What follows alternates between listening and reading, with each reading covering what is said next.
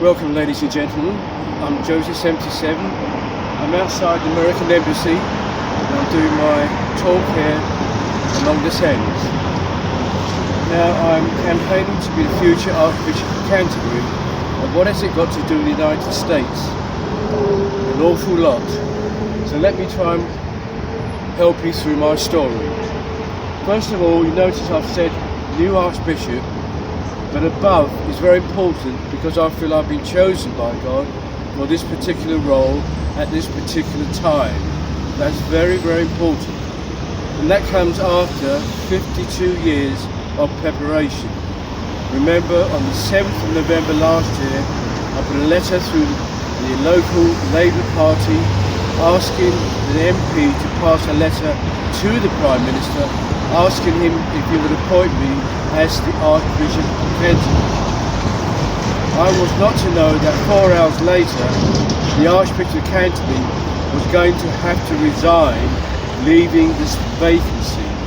So that timing after 52 years is quite remarkable. Had I posted that letter the next day, I'd be accused of being an opportunist. But I acted in faith.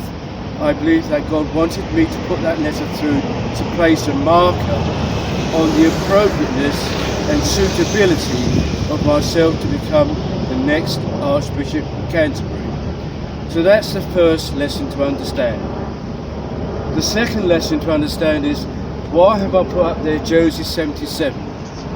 Well, let me put it this way. Supposing I was a doctor after 52 years, I would be Dr. Tom Darwood, but I'm not. I am a true 21st century Joseph 77. The point about that is very simple. My life has endorsements in Providence to say firstly that I'm a true 21st century Joseph 77, but the message I have is very, very important, and the message alludes a similarity but scaled up immensely to the biblical Joseph, who understood that Pharaoh was going to have 7 years of abundance followed by 7 years of famine. Now, what is important are two things. Firstly, God was saying to Joseph, remember to tell Egypt, Pharaoh, that God is going to promise Egypt will have 7 years of fabulous harvest. Not Joseph, but God was going to promise for Joseph to pass on to Pharaoh, and it'd be followed by 7 years of absolute famine. And under divine inspiration, Joseph, out of prison, managed to get before the Pharaoh of Egypt and pass that message to Pharaoh. And what happened at the end of the story, Joseph firstly built barns all over Egypt to collate the abundance in the 7 years of plenty. When the 7 years of famine came, he fed all the people of Egypt. But the amazing thing is, there was so much grain left over because God promised there would be an abundance, which Joseph didn't understand. He was only the instrument of God's grace. That's very important. When the 7 years of famine came, all the surrounding nations came to Egypt and said, Your Majesty, we have no grain to feed our people. Can you sell us your grain? And Pharaoh said, well, I'm sorry, Joseph has fed my people and he's done a wonderful job. But I'll ask him, is there any grain left over? And to everybody's surprise, Joseph said to Pharaoh, Your Majesty, I'm amazed, but there was so much grain left over, it can feed all the surrounding nations of Egypt. And that, ladies and gentlemen, is the template I have to succeed to. Now, how this works, ladies and gentlemen, is this. What is my interpretation that is scaled up to an immense, immeasurable size, which reflects the biblical Joseph and what he achieved? Well, this is my 7 years of abundance, and it's in this graphic.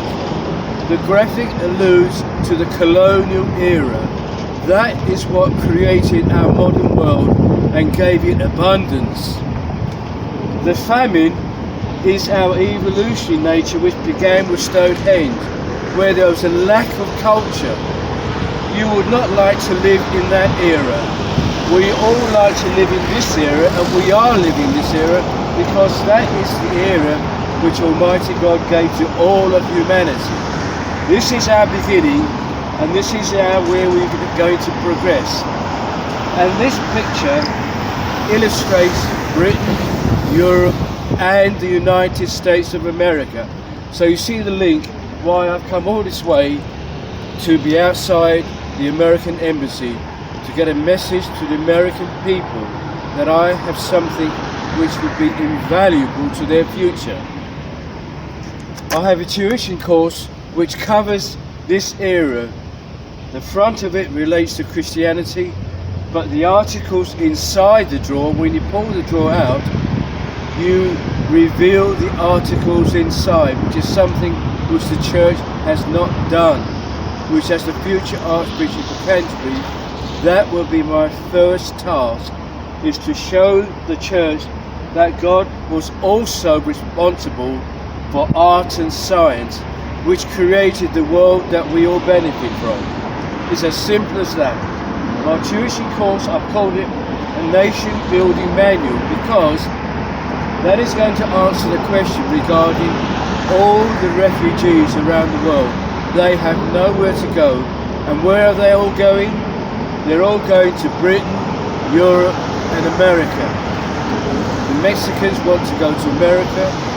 All the African nations and East Europeans want to go to Britain or Europe. So you see the connection, ladies and gentlemen. This is a very quick connection that I've made regarding who I am and if I'm suitable to the next Archbishop of Canterbury. If you place all the archbishops in the Church of England throughout all of Anglicanism and every single clergyman, they will not come up with this idea because they have not been chosen. It's as simple as that. So ladies and gentlemen, that is my first lesson here this afternoon, and I hope that comes across coherent.